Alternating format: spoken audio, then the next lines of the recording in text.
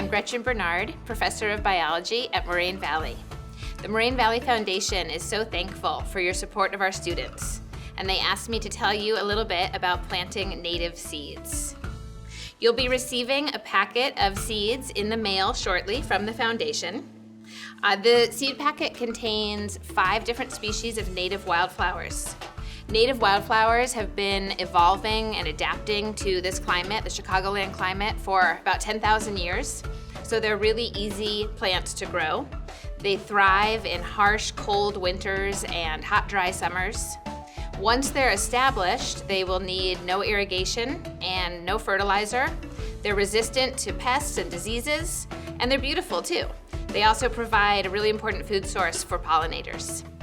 So there's the 5 seeds, different types of seeds in the packet.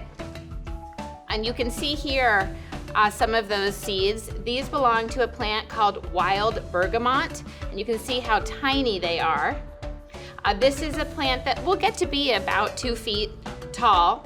It has a pretty purple flower, and if you crush its leaves, they smell a little bit like Earl Grey tea. Really delicious smell. This one is purple coneflower.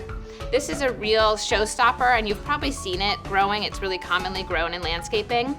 It's from the genus Echinacea, and Echinacea is a medicinal genus. The Native Americans used it to treat different ailments, and you can even find Echinacea in herbal teas and supplements today at the pharmacy.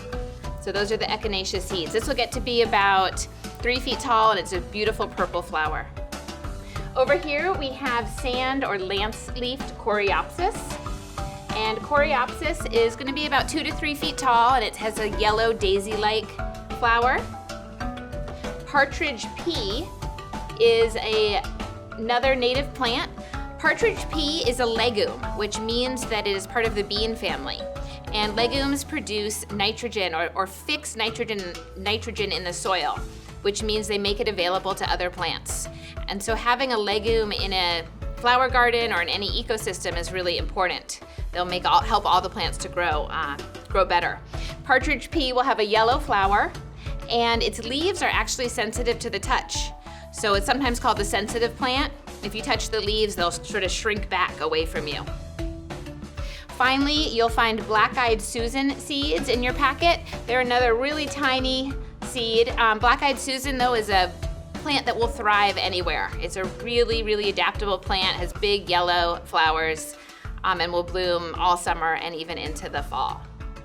So now that you know how pretty your seeds will become, I'll talk to you a little bit about growing them. All native seeds should be planted either before mid-June, or you can wait and plant them in October. They would like an area with full sunlight, so as much sunlight as you can give them. And I think these would look really nice sort of in a naturalized area, so along the edge of your driveway or sort of in the back of the yard.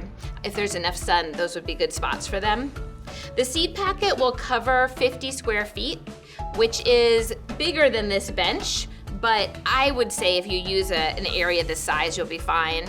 And even a smaller area will work. You just have to thin the seeds as they grow. You do need to be patient with seeds.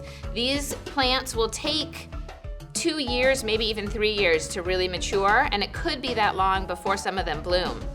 2 of them, the coreopsis and the black-eyed Susan, need a period of cold weather before they will germinate. So they won't even sprout until they've gone through a winter. And so those, even if you plant them now, won't bloom until next spring. So in order to plant them, you just want to make sure you remove any plants that are already in the spot, because we don't want them to have to compete with existing plants. So that means some weeding, either pulling out them by hand or using an herbicide.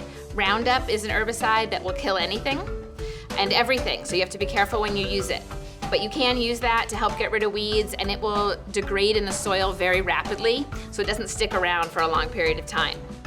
Once the weeds are gone or dead, use a rake to just loosen the soil. Try to remove as much of the weed vegetation as you can. Loosen the soil up, and then just sprinkle the seeds as evenly as you can over the area, and then rake again, gently. These seeds do not need to be buried deeply. You see how small some of them are. They just need to be in contact with the soil. Then you're gonna water the area, keep it moist for a couple weeks until they germinate.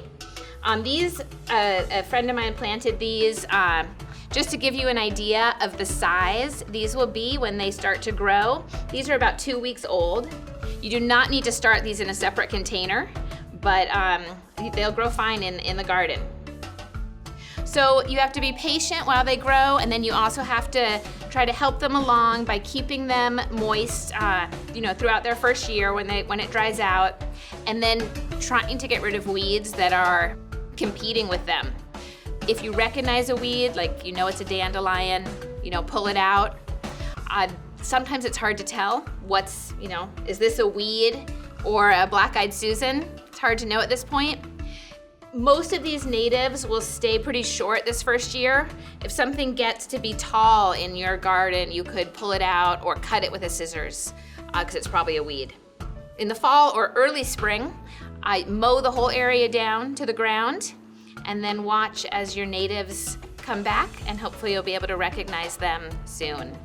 Thank you again for your support of the foundation. Happy gardening.